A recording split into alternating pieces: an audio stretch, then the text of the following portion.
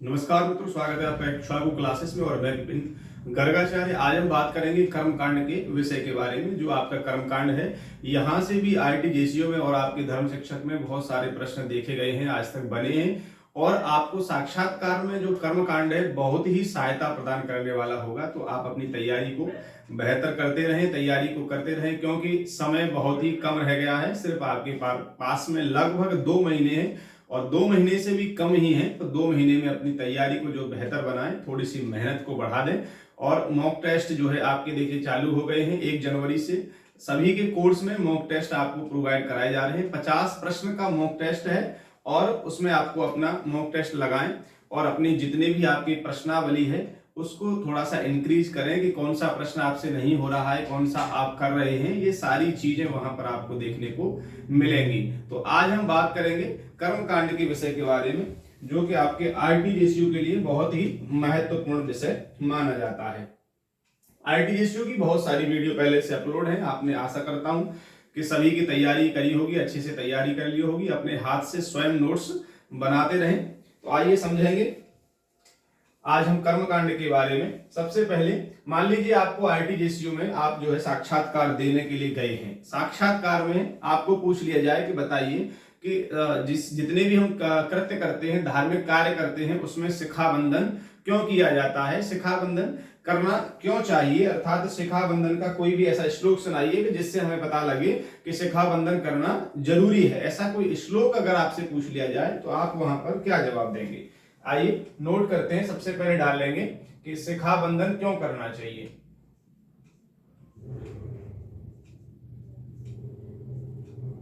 शिखा बंधन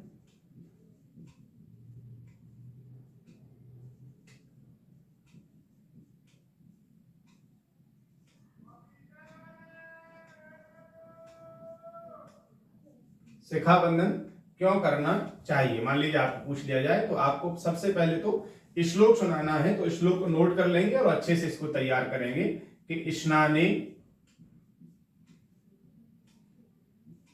स्नाने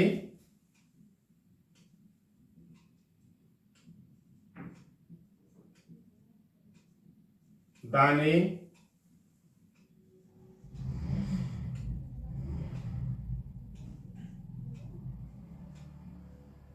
जपे होमे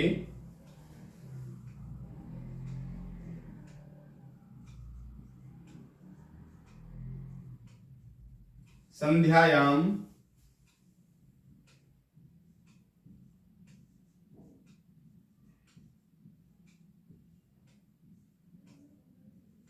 संध्यायाम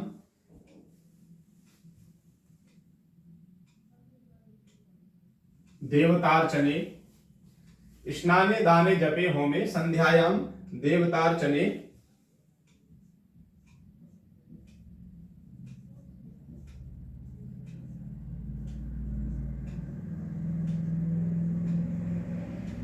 शिखा ग्रंथिम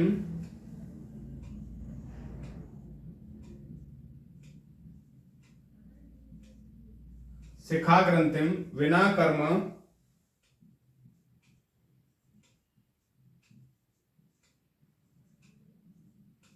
न कुर्याद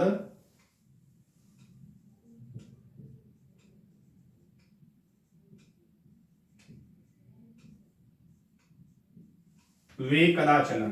तो ये देखिए श्लोक जो है आप सुनाएंगे वहां पर। क्या श्लोक है? स्नाने दाने जपे होमे संध्यायाम देवतार्चने शिखा ग्रंथिम बिना कर्म न कुर्याद वे कदाचन। अर्थात इसका जो अर्थ है उसको भी आप लिख लीजिए, जिससे कि आपको याद करने में भी आसानी होगी और अर्थ भी अगर पूछा जाए तो अर्थ भी आप इसका बता सकें। इसको भी आप नोट कर लें। स्नान दान जप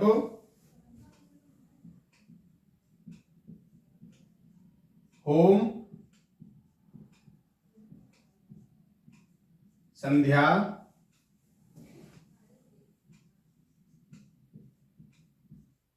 और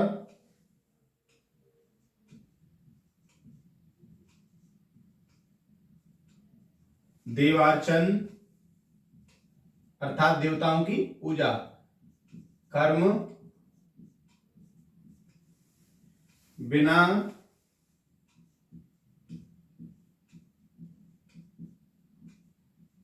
सिखा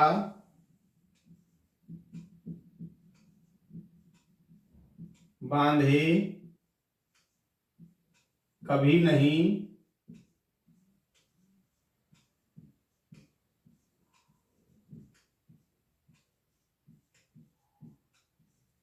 करना चाहिए।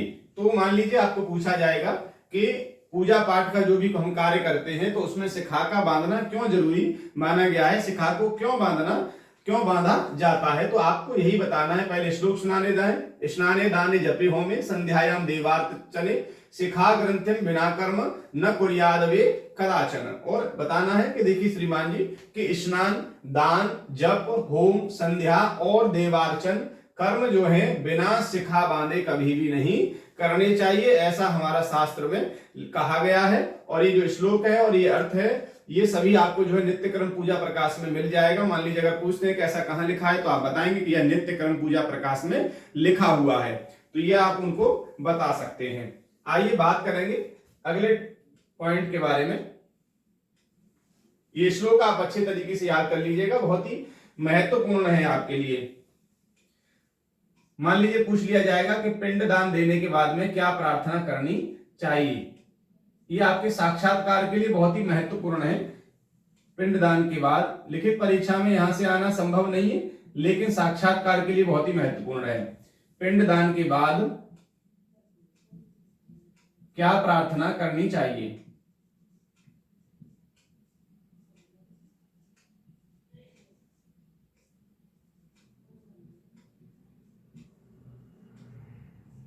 पिंडदान के बाद क्या प्रार्थना करनी चाहिए।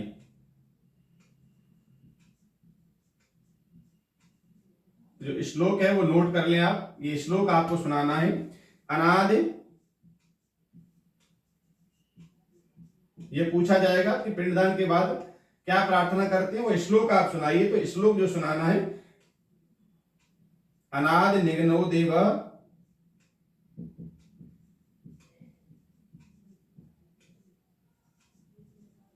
शंख चक्र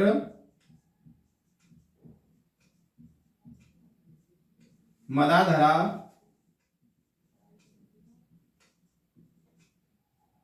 अक्षय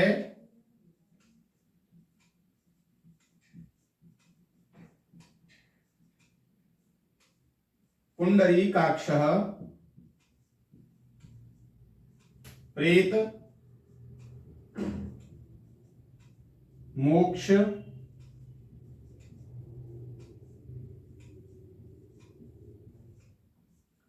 प्रदो भवेत्। तो ये श्लोक आपको वहां पर सुनाना है। पूछा जाएगा कि पिंडदान के बाद क्या प्रार्थना करनी चाहिए, तो अनादि निग्रहो देवः शंख चक्र मदाधरा अक्षय पुंडरीकाक्ष प्रेत मोक्ष प्रदो भवेत्। ये प्रार्थना हमें पिंडदान के बाद में करनी चाहिए। आइए बात करेंगे हम आगे के बारे में। आपको मान लीजिए पूछ लिया जाए कि सैयादान क्यों किया जाता है, बताइए। आपकी जो है ये साक्षात्कार के लिए बहुत ही पॉइंट जरूरी है। क्यों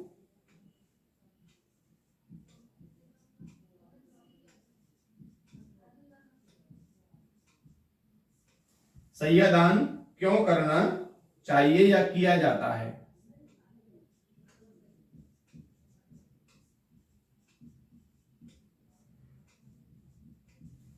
तो सैयादान क्यों किया जाता है या करना चाहिए, कुछ भी आपको पूछा जा सकता है, तो आपको उसके बारे में वहां पर क्या बताना है वो आप नोट करें।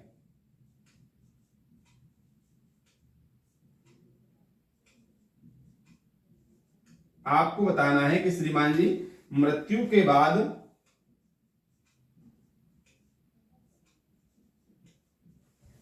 मृतक के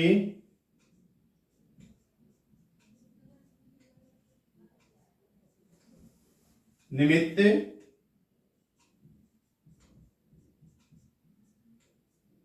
दस गात्र के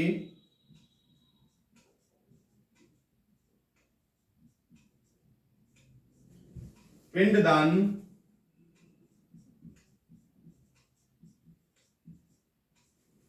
हो जाने से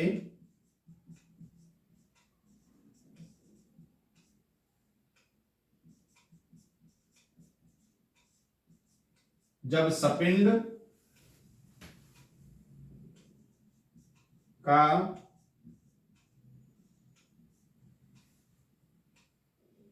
पिंड दे दिया जाता है,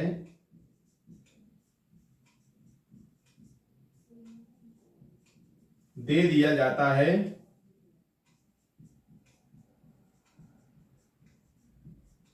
तो उसके अनंतर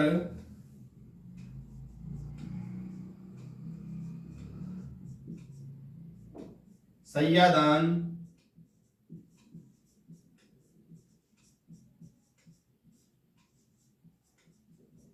दिया जाता है। तो देखिए ये जो है सय्यादान क्यों करना चाहिए या किया जाता है, तो इसके लिए समझें कि मृत्यु के बाद मृतक के निमित्त 10 गात्र के पिंडदान हो जाने पर जब सपिंडी का पिंड दे दिया जाता है तो उसके अनंतर या अर्थात उसके अंतर्गत सय्यादान दिया जाता है। मान लीजिए पूछा जाए कि सय्यादान कब दिया जाता है, ऐसा पूछ लिया जाए कि सय्यादान कब देना चाहिए, तो आपको बताना है कि मृत्यु के बाद मृतक के 10 गात्र पिंड जब दे दिए जाते हैं तो उसके जब सपिंडी पिंड भी दे दिया जाता है तो सपिंडी पिंड के अंतर्गत जो है सय्यादान दिया जाता है। तो ये हो गया कि सय्यादान कब देना चाहिए। मान लीजिए पूछ लिया 10 गात्र के अंतर्गत देते हैं कि सपिंडी के अंतर्गत देते हैं कि पिंडदान के अंतर्गत देते हैं, क्या इनमें से कोई नहीं। इस तरीके से अगर लिखित परीक्षा में प्रश्न बने या आपको साक्षात्कार में पूछें कि सय्यादान जो है कब देना चाहिए, तो आपको बताना है कि 10 गात्र के जब पिंड दे दिए जाए और उसके बाद में सपिंडी का जो पिंड दिया जाता है तो उसके अंतर्गत ही उसके अनंतर ही हमें सय्यादान करना चाहिए। आइए समझते हैं आगे के बारे में कि सय्यादान करना क्यों चाहिए। ये तो हो गया कि कब करना चाहिए, लेकिन करना क्यों चाहिए इसके बारे में भी समझेंगे।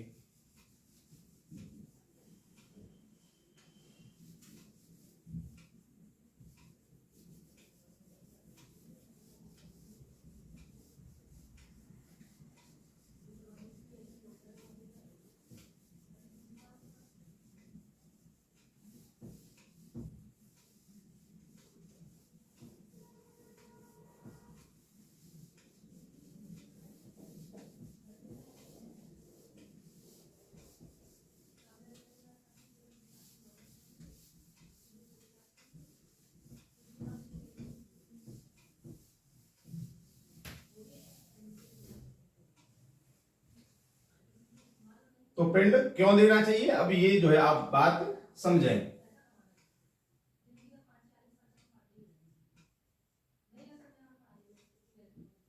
मृतक के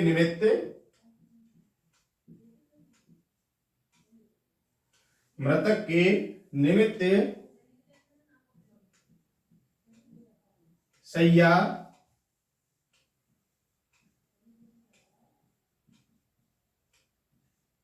व उसकी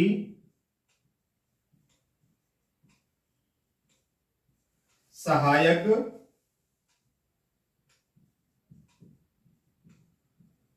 श्रृंगराज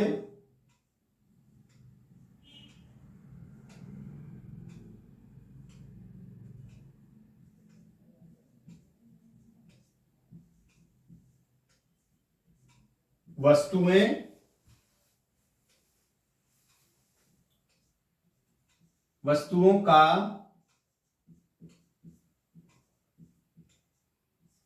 जो दान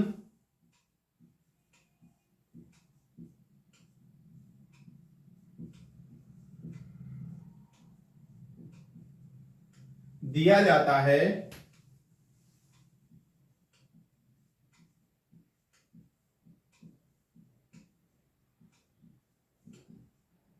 वह सय्यादान कहलाता है।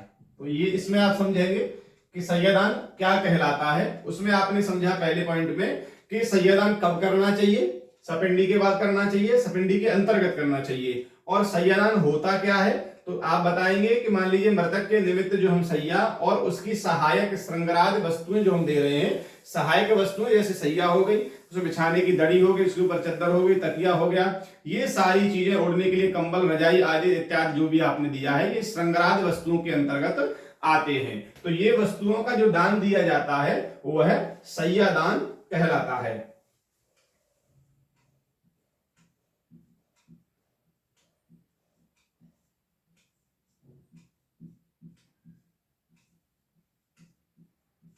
गरुड़ पुराण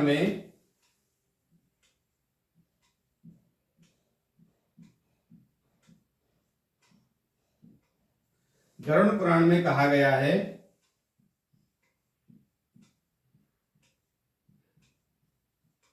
कि मृतक का जीव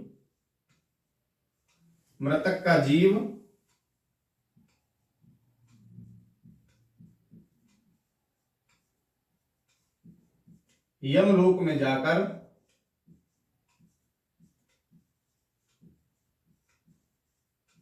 अनेक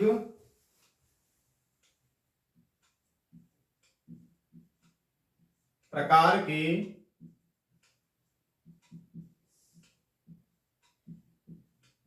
कष्ट भोगता है। गरुड़ पुराण में कहा गया है कि मृतक का जीव यमलोक में जाकर अनेक प्रकार के कष्ट भोगता है, इसलिए योग्य ब्राह्मण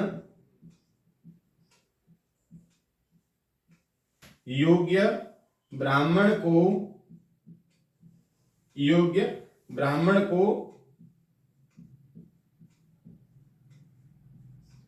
जो भी दान देते हैं या दिया जाता है,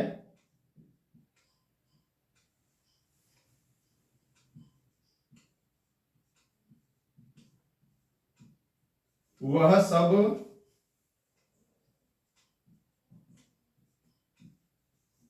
उस जीव को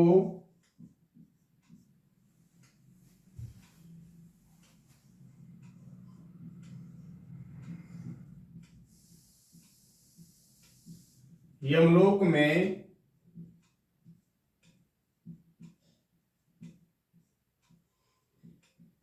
प्राप्त होता है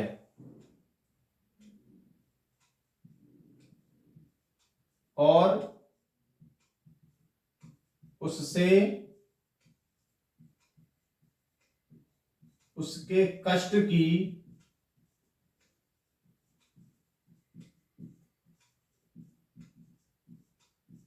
निवृत्ति होती है।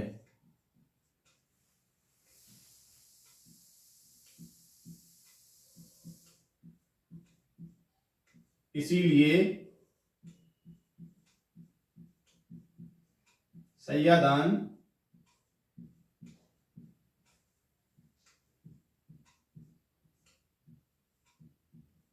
दिया जाता है। तो ये रहा, देखिए सबसे पहला हमने समझा था कि सैयादान कब करना चाहिए, दूसरा हमने समझा कि सैयादान होता क्या है और सैयादान क्यों करना चाहिए। उसके लिए 2 पॉइंट है कि गरुड़ पुराण में कहा गया है कि मृतक का जीव यमलोक में जाकर के अनेक प्रकार के कष्ट भोगता है, इसलिए हमें योग्य ब्राह्मण को हम जो भी दान देते हैं, जैसे कि हमने सैया दी और सैया के साथ में श्रृंगारादि सामग्री आदि दी, और उसमें भी सैया में बहुत सारी सामग्रियां होती हैं, ठीक है, छाता भी रहता है, जूते भी रहते हैं, 5 वस्त्र भी रहते हैं, और सैया का जितना भी सामान होता है सैया बिछाने का, और जो है सारी चीजें तकिया से लेकर के कंबल ओढ़ने तक की सारी व्यवस्थाएं, और उसमें हम उन्हें कुछ खाने के लिए वस्तुएं भी देते हैं, अन्न आदि सारी चीजें उसमें निहित होती हैं। तो ये सैया का सारा सामग्री होती है। तो ये जो है योग्य ब्राह्मण को हम देते हैं और ब्राह्मण उसका भोग करता है, तो वह सब जो चीजें हमने दान में दी हैं यमलोक में उस जीव को प्राप्त होती हैं जो मृतक का जीव है। तो मृतक का जीव उन वस्तुओं को पा करके उसके कष्ट की निवृत्ति होती है, इसलिए हम जो है सैयादान करते हैं और इसी को सैयादान किया जाता है, इसीलिए सैयादान किया जाता है। आइए समझेंगे अगला पॉइंट कि पिंडदान क्यों करना चाहिए। मान लीजिए आपको पूछ लिया जाए साक्षात्कार में कि बताइए पिंडदान क्यों करना चाहिए।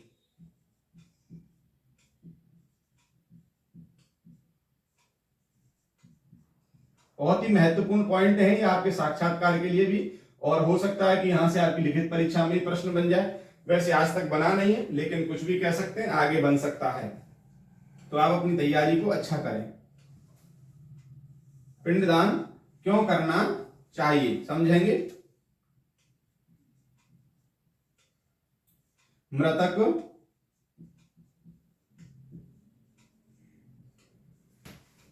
यमलोक में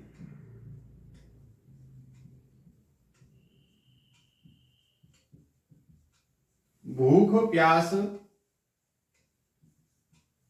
से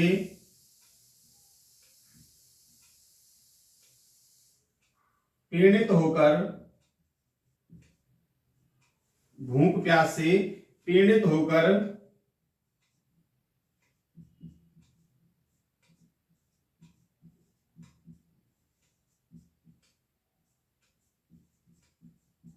दसों दिशाओं में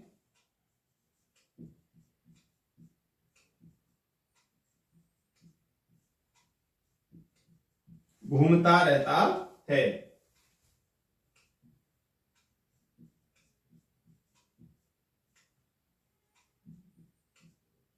इसलिए हमारे द्वारा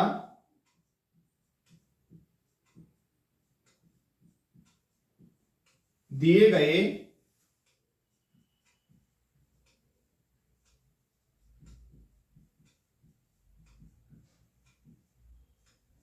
पिंड को खाकर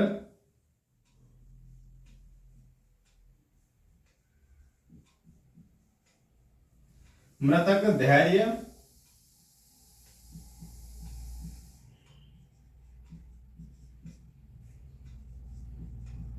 धारण करता है।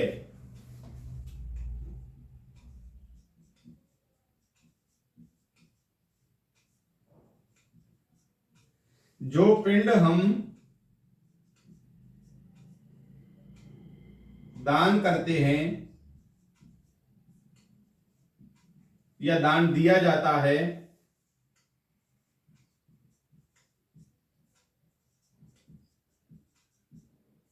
उसका चौथा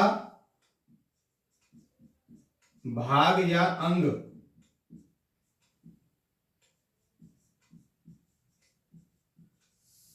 ही मृतक को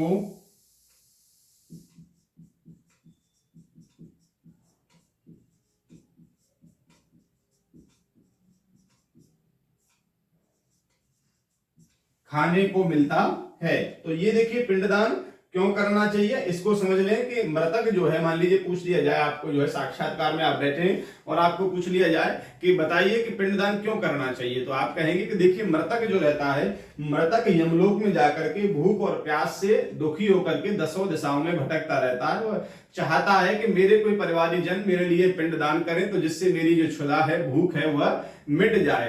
तो जो भी हम पिंड दान देते हैं, उस पिंड को वह खा करके मृतक को धैर्य धारण होता है, उसकी भूख जो है मिटती है। जो पिंड हम दान करते हैं या हमारे द्वारा जो भी पिंड दान दिया जा रहा है, उसका चौथा जो भाग है, अर्थात चौथा जो अंग है, वही मृतक को खाने के लिए मिलता है। मान लीजिए यह आपकी अगर लिखित परीक्षा में आ जाए कि पिंड का कौन सा अंग जो है मृतक को खाने को मिलता है, ये पूछ लिया जाए, या आपको साक्षात्कार में पूछ ले कि जो हम पिंड दान करते हैं उसका कौन सा भाग जो है खाने के लिए मिलता है, तो आप कहेंगे कि चौथा भाग, चौथा ही भाग है, चौथा जो अंग है वही मृतक को खाने के लिए मिलता है। तो इसीलिए हमें पिंडदान जो है करना चाहिए। आइए समझेंगे आगे के बारे में।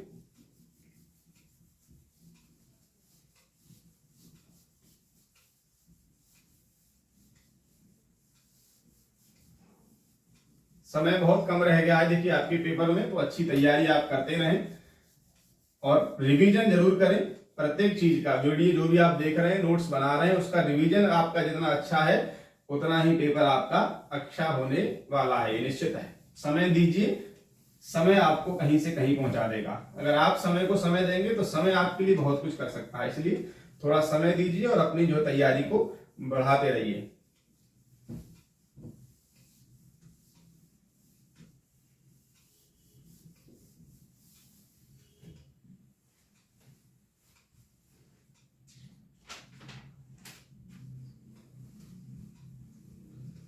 समझेंगे आगे कि गरुड़ पुराण में, पॉइंट नोट करेंगे,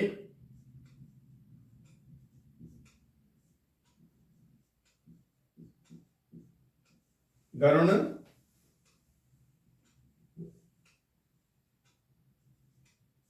पुराण में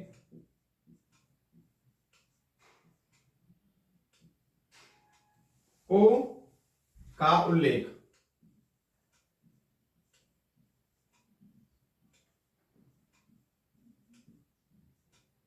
मान लीजिए आपको पूछ ले जाए कि गरुड़ पुराण में पो का उल्लेख दिया गया है, ये पो है क्या, इसके बारे में हमें बताइए। तो आपको बताना है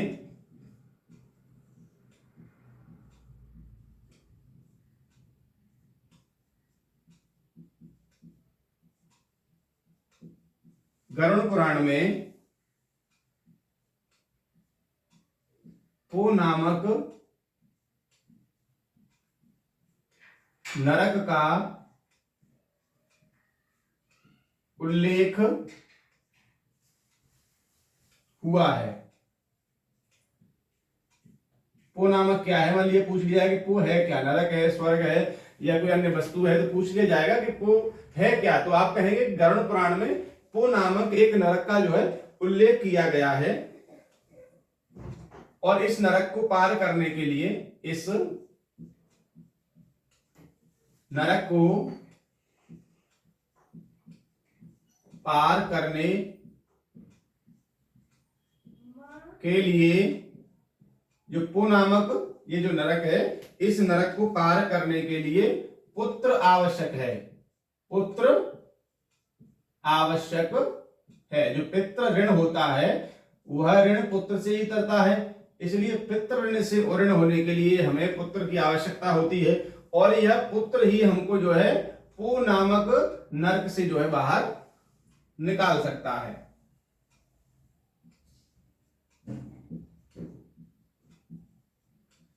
पो नामक नरक को पार करने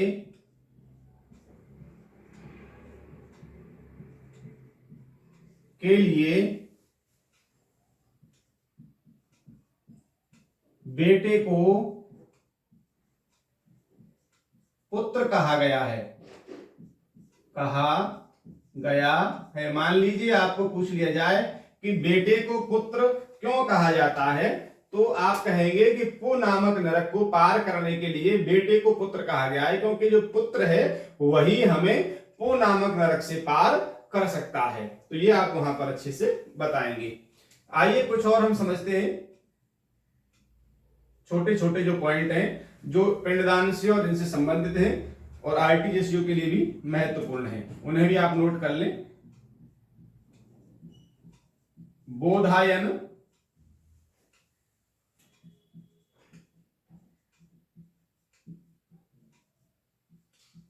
पितृमेध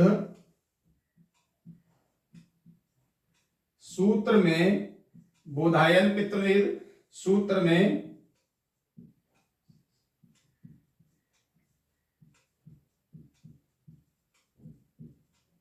अंतिम संस्कार के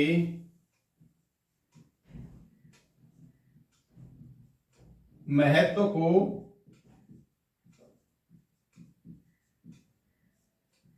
बताया गया है। पूछ लिया जाए मान लीजिए कि अंतिम संस्कार के महत्व को किसमें बताया गया है, तो बोधायन पितृमेध सूत्र में बताया गया है। अगला पॉइंट नोट करेंगे, आरटीजीएसयू में यह प्रश्न जो है पूछा जा चुका है,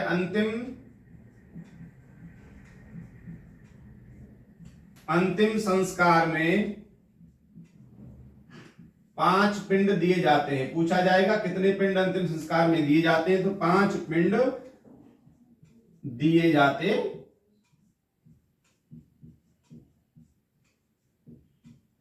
हैं।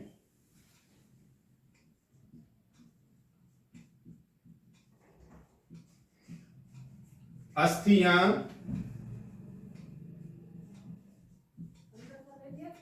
चिता शांत, अस्थियां चिता शांत होने पर चिता शांत होने पर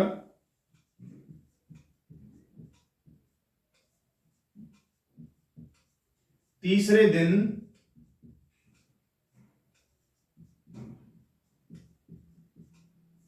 उठानी चाहिए। पूछा जाएगा कि अस्थियां चिता शांत होने पर कौन से दिन उठानी चाहिए, तो आप कहेंगे कि तीसरे दिन उठानी चाहिए।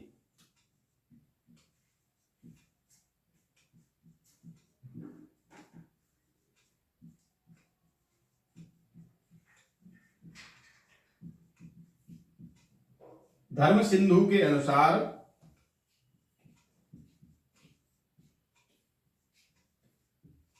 श्राद्ध के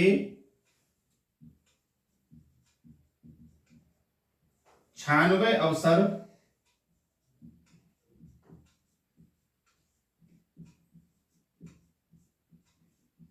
बताए गए हैं। धर्म सिंधु के अनुसार श्राद्ध के 96 अवसर बताए गए हैं। पूछा जाएगा कि धर्म सिंधु के अनुसार श्राद्ध के कितने अवसर हैं, तो कितने हैं, 96 अवसर श्राद्ध के बताए गए हैं।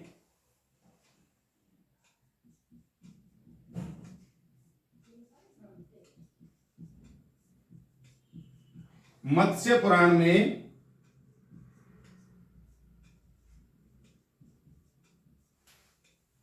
तीन प्रकार के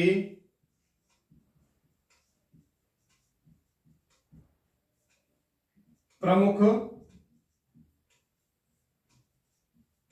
श्राद्ध हैं। मत्स्य पुराण में तीन प्रकार के प्रमुख श्राद्ध दिए गए हैं।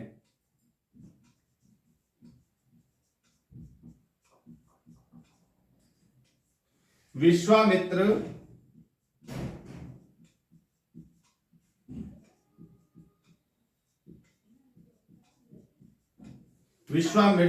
स्मृति के अनुसार 12 प्रकार के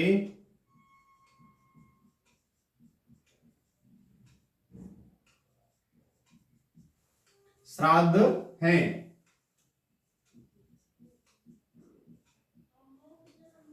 श्राद्ध में सबसे पवित्र धातु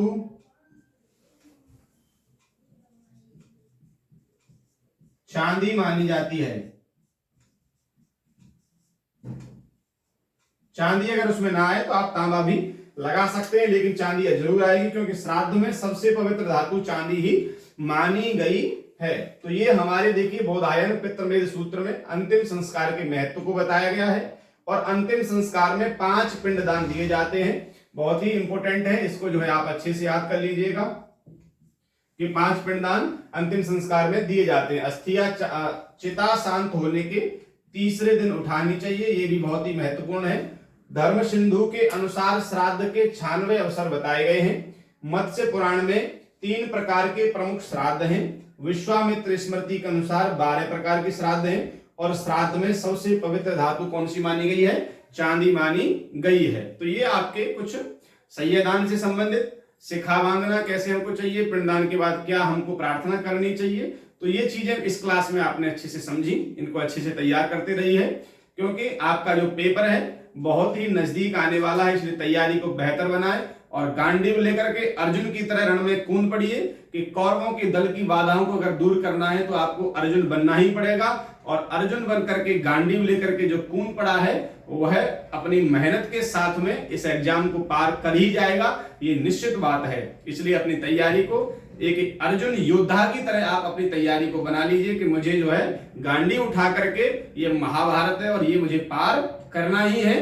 तो आप जब अर्जुन बन जाएंगे तो अर्जुन की छवि आपके अंदर आएगी, तो आप स्वयं ही अपनी तैयारी को बेहतर बना लेंगे। मिलेंगे ऐसे टॉपिक के साथ में अगली वीडियो में। तब